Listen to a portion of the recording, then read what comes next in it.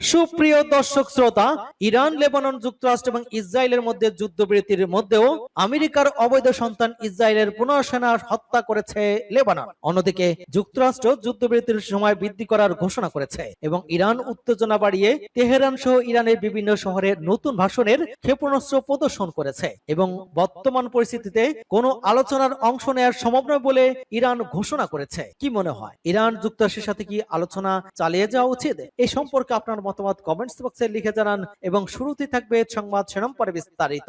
যুদ্ধবিরতির মাঝে ইসরায়েল হিজবুল্লাহর পাল্টাপাল্টি হামলা, আরো বিস্তারিত জানিয়ে দেব।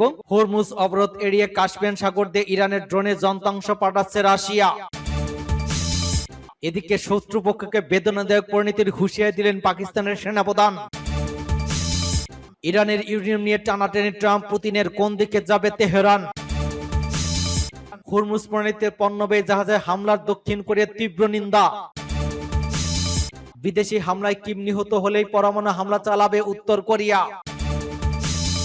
ইসরায়েলি জ্যামিং তোয়াক্কা করছে না হিজবুল্লাহ নতুন ড্রোন। এবং সর্বশেষে জানিয়ে দিব, সরাসরি যুদ্ধ ছাড়া ইরানকে সহায়তা করছে চীন। এতক্ষণ শুনছিলেন সংবাদ শিরোনাম বিস্তারিত। তবে তার আগে অনুরোধ থাকবে এই ভিডিওতে একটি লাইক দিন এবং কমেন্টস করে জানিয়ে দিন আপনি কোন জেলা থেকে বা কোথা থেকে আমাদের সাথে যুক্ত রয়েছেন এবং সংবাদের সর্বশেষ গুরুত্বপূর্ণ আপডেট পেতে চ্যানেলটি সাবস্ক্রাইব করে আমাদের সঙ্গেই থাকুন। ধন্যবাদ। যুদ্ধবিরতির মাঝে ইসরায়েল হিজবুল্লাহর পাল্টাপাল্টি হামলা। ইসরায়েল এবং লেবাননের মধ্যে যুদ্ধবিরতি মেয়াদ বাড়ানো হলেও পাল্টাপাল্টি হামলা অব্যাহত রয়েছে। সর্বশেষ সংবাদ অনুযায়ী ইসরায়েলি প্রতিরক্ষা বাহিনী এবং আইডিএফ এবং সশস্ত্র গোষ্ঠী হিজবুল্লাহর মধ্যে দফায় দফায় গোলাগুলির ঘটনা ঘটেছে। আইডিএফ জানিয়েছে গত রাতে তারা দক্ষিণ লেবাননের 3টি ভিন্ন স্থানে হিজবুল্লাহর রকেট লঞ্চার লক্ষ্য করে হামলা চালিয়েছে। তাদের দাবি, হামলার লক্ষ্যবস্তু হওয়া লঞ্চারগুলো রকেট ছোড়ার জন্য পুরোপুরি প্রস্তুত ছিল এবং ইসরায়েলের বেসামরিক নাগরিক এবং আইডিএফ সেনাদের জন্য তাৎক্ষণিক হুমকি হিসেবে কাজ করছিল। এদিকে সকালে এক বিবৃতিতে হিজবুল্লাহ জানিয়েছে তারা ইসরায়েলি সেনাবাহিনীকে লক্ষ্য করে পাল্টা হামলা চালিয়েছে। দুপক্ষ একটি যুদ্ধবিরতি চুক্তিতে সম্মত হলো। চুক্তি স্বাক্ষরের পর থেকে আইডিএফ এবং হিজবুল্লাহ একে অপরের বিরুদ্ধে যুদ্ধবিরতি লঙ্ঘনের অভিযোগ তুলে আসছে। হরমুজ অবরোধ এড়িয়ে কাস্পিয়ান সাগর দিয়ে ইরানের ড্রোনের যন্ত্রাংশ পাঠাচ্ছে রাশিয়া। রাশিয়া কাস্পিয়ান সাগরের নৌপথ ব্যবহার করে ইরানের ড্রোনের যন্ত্রাংশ পাঠাচ্ছে। মার্কিন কর্মকর্তা নিউ ইয়র্ক টাইমসকে দেয়া এই তথ্য জানিয়েছেন। নাম প্রকাশ না করার শর্তে মার্কিন সংবাদ মাধ্যম দেয়া সূত্রের মতে গত মাসে শেষ হওয়া মার্কিন ইসরায়েল বোমা হামলার পর দীর্ঘদিন ধরে উপেক্ষিত ওই বাণিজ্যিক করিডোরটি ইরানকে তার সামরিক সক্ষমতা পুনর্গঠনে সাহায্য করছে। মার্কিন কর্মকর্তারা বলেছেন রাশিয়া থেকে ওই গতিতে চালান অব্যাহত থাকলে ইরান দ্রুত তার ড্রোন ভান্ডার পুনরায় পূর্ণ করতে পারবে, যার প্রায় 60% সাম্প্রতিক যুদ্ধে ধ্বংস হয়ে গিয়েছে।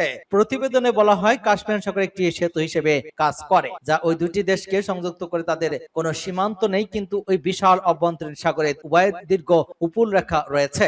এটি রাশিয়া এবং ইরানকে নিষেধাজ্ঞা এড়ানোর জন্য যুক্তরাষ্ট্র বা অন্য কোনো দেশের বাধার ভয় ছাড়াই অবাধে বাণিজ্য করার সুযোগ দেয়। প্রতিবেদন অনুসারে রাশিয়া এমন সব পণ্য পাঠাচ্ছে যা সাধারণত হরমুজ প্রণালী দিয়ে যাতায়াত করত। এই প্রণালী যুক্তরাষ্ট্র এবং ইরান উভয় দিক কয়েক সপ্তাহ ধরে অবরুদ্ধ করে রেখেছে। নিউ ইয়র্ক টাইমস ধারণা করছে যে রাশিয়া এখন ইরানকে বিভিন্ন ধরনের পণ্য এবং সামগ্রী সরবরাহ করছে যা ঐতিহ্যগতভাবে হরমুজ প্রণালী দিয়ে যাতায়াত করত। পশ্চিমা এবং ইসরায়েলি নৌবাহিনী দক্ষিণের সামুদ্রিক পথগুলোর উপর কড়া নিয়ন্ত্রণ বজায় রাখায় স্থলবেষ্টিত কাস্পিয়ান সাগর একটি নিরাপদ বিকল্প হিসেবে আবির্ভূত হয়েছে।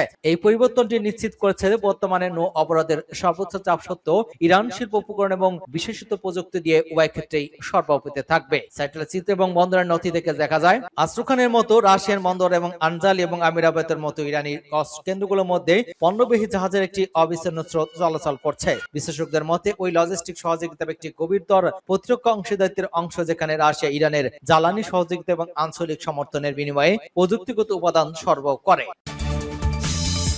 শত্রুপক্ষকে বেদনাদায়ক পরিণতির হুঁশিয়ারি দিলেন পাকিস্তানের সেনাপ্রধান। ভবিষ্যতে পাকিস্তানের বিরুদ্ধে যে কোনো দুঃসাহসিক পদক্ষেপের জবাব অত্যন্ত বিস্তৃত, বিপজ্জনক এবং বেদনাদায়ক হিসেবে বলে হুঁশিয়ারি দিয়েছেন দেশটির সেনাপ্রধান ফিল্ড মার্শাল আসিম মুনির। রোববার রাওয়ালপিন্ডির সেনা সদর দপ্তরে ভারত পাকিস্তান সংঘাতের 1 বছর পূর্তি উপলক্ষে আয়োজিত এক অনুষ্ঠানে তিনি এই মন্তব্য করেন। গত 1 বছরের ওই সংঘাতে পাকিস্তান সরকার মারে কি হক বা সত্যের যুদ্ধ হিসেবে অভিহিত করেছে। প্রধান অতিথির বক্তব্যে আসিম মুনির বলেন, আমাদের শত্রুদের জানা উচিত ভবিষ্যতে পাকিস্তানের বিরুদ্ধে কোনো ধরনের দুঃসাহসিক পদক্ষেপ না হলে তার প্রভাব সীমিত থাকবে না, বরং তা হবে অত্যন্ত বিস্তৃত, ভয়াবহ, সুদূরপ্রসারী এবং বেদনাদায়ক। তিনি দাবি করেন 2025 সালের মে মাসে ভারত পাকিস্তান সমমত এবং ভূখণ্ড লঙ্ঘনের চেষ্টা করেছিল, যার জবাবে পাকিস্তান জাতীয় ঐক্য এবং সামরিক শক্তি দিয়েছে।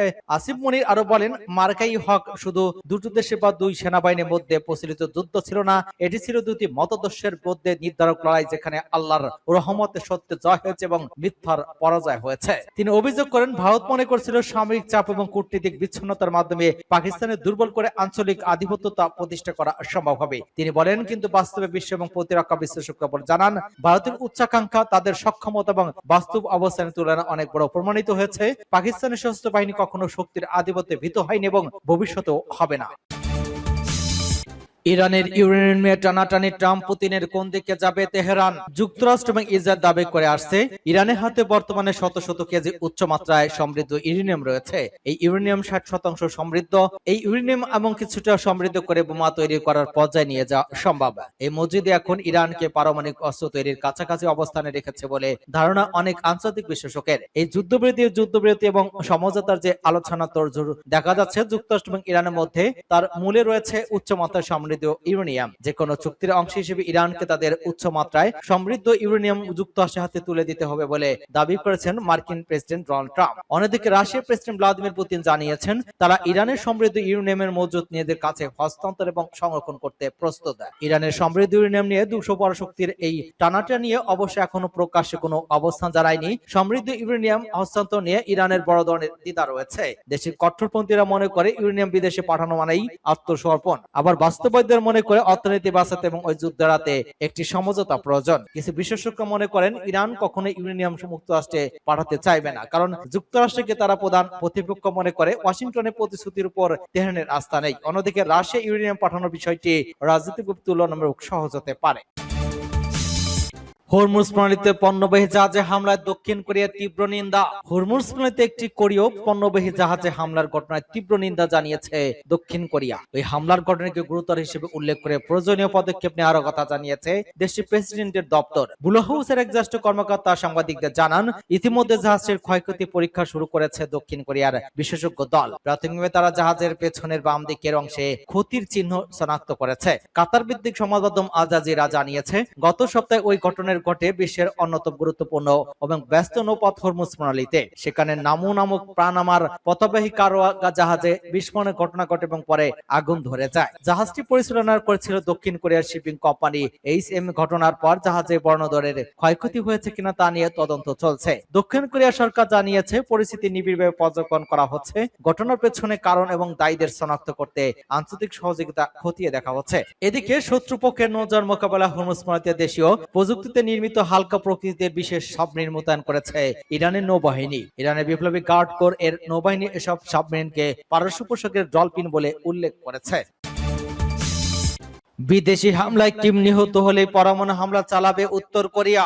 উত্তর কোরিয়ার শীর্ষ নেতা কিম জং উনকে কোনো বিদেশি শক্তি হত্যা করলে তাকে ক্ষমতাচ্যুত করার চেষ্টা করলে স্বয়ংক্রিয়ভাবে পাল্টা পারমাণবিক হামলা চালানো হবে, এমন বিধান যুক্ত করে সংবিধান সংশোধন করেছে পিয়ংইয়ং। সম্প্রতি ইরান ইসরায়েল যুক্তরাষ্ট্র সংঘাতের প্রেক্ষাপটে নিজেদের শীর্ষ নেতাদের নিরাপত্তা জোরদার করতে ওই পদক্ষেপ নেওয়া হয়েছে বলে ধারণা করা হচ্ছে। গত সপ্তাহে দক্ষিণ কোরিয়ার জাতীয় গোয়েন্দা সংস্থা দেশটির সরকারি জ্যেষ্ঠ কর্মকর্তাদের এক ব্রিফিং এ এই তথ্য জানায়। সংস্থাটি জানা, পিয়ংইয়ং অনুষ্ঠিত 15তম সুপ্রিম পিপলস অ্যাসেম্বলির প্রথম অধিবেশনে সাংবিধানিক ওই সংশোধনী গৃহীত হয়। নতুন নীতিমালা অনুযায়ী কিম জং উন যদি কোনো কারণে কমান্ড দেওয়ার অবস্থায় না থাকেন বা নিহত হন, তাহলে উত্তর কোরিয়ার পরমাণু অস্ত্র নিয়ন্ত্রণ ব্যবস্থা স্বয়ংক্রিয়ভাবে সক্রিয় হয়ে উঠবে। পরমাণু নীতি সংক্রান্ত আইনের সংশোধিত 3য় অনুচ্ছেদে বলা হয়েছে, শত্রুপক্ষের হামলা রাষ্ট্রের পারমাণবিক বাহিনী কমান্ড অ্যান্ড কন্ট্রোল ব্যবস্থা ঝুঁকির মধ্যে পড়লে তাৎক্ষণিক এবং স্বয়ংক্রিয়ভাবে পারমাণবিক হামলা চালানো হবে। আগে এটি আনুষ্ঠানিক নীতি হিসেবে থাকলেও এখন তা দেশের সংবিধানে ইসলামভাবে অন্তর্ভুক্ত করা হয়েছে। বিশ্লেষকদের মতে, সম্প্রতি ইরানের উপর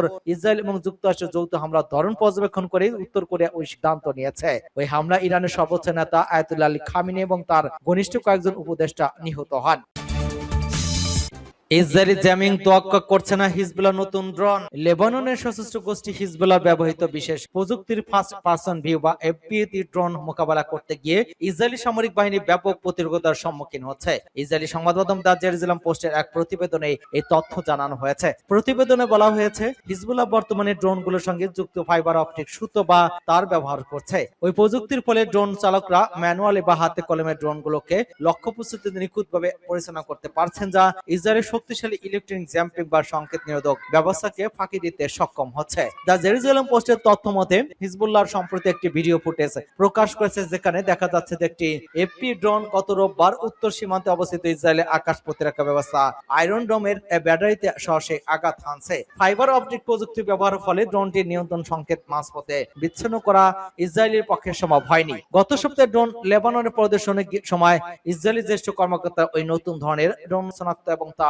প্রতিহত করার জন্য বেশ কিছু পরীক্ষামূলক কর্মসূচি নিয়ে আলোচনা করেছেন। তবে সংবাদপত্রটি উল্লেখ করেছে, হিজবুল্লাহ ওই প্রযুক্তিগত উন্নতির সঙ্গে পাল্লা দিতে ইসরায়েলি সামরিক বাহিনী এখন রিয়েল টাইম বা তাৎক্ষণিকভাবে খাপ খেয়ে নেওয়ার চেষ্টা চালিয়ে যাচ্ছে। সরাসরি যুদ্ধ চায় ইরানকে সহায়তা করছে চীন। ইরান, ইসরায়েল এবং যুক্তরাষ্ট্রের চলমান যুদ্ধ সরাসরি চীনের অর্থনৈতিক এবং কৌশলগত স্বার্থকে প্রভাবিত করছে বলে মনে করছেন বিশ্লেষকরা। তবে পরিস্থিতি জটিল হলেও বেইজিং এখন পর্যন্ত সরাসরি যুদ্ধে লড়ার জন্য পথ থেকে দূরে রয়েছে। 16 এপ্রিল আল জাজিরাকে দেওয়া সাক্ষাৎকারে কাতারের দোহা ইনস্টিটিউট ফর গ্র্যাজুয়েটি স্টাডিজের আন্তর্জাতিক রাজনীতি বিভাগের সহকারী অধ্যাপক মুসনাদ সিলম বলেছেন, চীন একদিকে ইরানের পুরোপুরি একা ফেলতে চায় না, অন্যদিকে সরাসরি সামরিক হস্তক্ষেপের ঝুঁকি নিতে আগ্রহী নয়। সরাসরি যুদ্ধে জড়িয়ে পড়লে চীনের জন্য রাজনৈতিক এবং অর্থনৈতিক মূল্য অনেক বেশি হতে পারে। তাই বেইজিং এই এখন কূটনীতিক এবং পরোক্ষ সহায়তার কৌশল অনুসরণ করছে। তার মতে, জাতিসংঘ নিরাপত্তা পরিষদে ইরান বিরোধী কয়েকটি প্রস্তাব আটকে দিতে ইতিমধ্যেই ভেটো ক্ষমতা ব্যবহার করছে চীন। বিশেষ করে হরমুজ প্রণালী ঘিরে তেহরানের উপর চাপ বাড়ানোর উদ্যোগ বেইজিং বাধা দিয়েছে বলে জানান তিনি। বিশেষজ্ঞদের ধারণা, প্রকাশ্যে সামরিক সহায়তা না দিলেও পদ্মার আড়ালে ইরানকে প্রযুক্তিগত এবং কারিগরি সহায়তা দিচ্ছে চীন। যুক্তরাষ্ট্রের নিষেধাজ্ঞা তালিকায় থাকা কয়েকটি চীনা কোম্পানির মাধ্যমে ওই সহযোগিতা অব্যাহত থাকতে পারে বলেও ইঙ্গিত দিয়েছেন অধ্যাপক সেলো।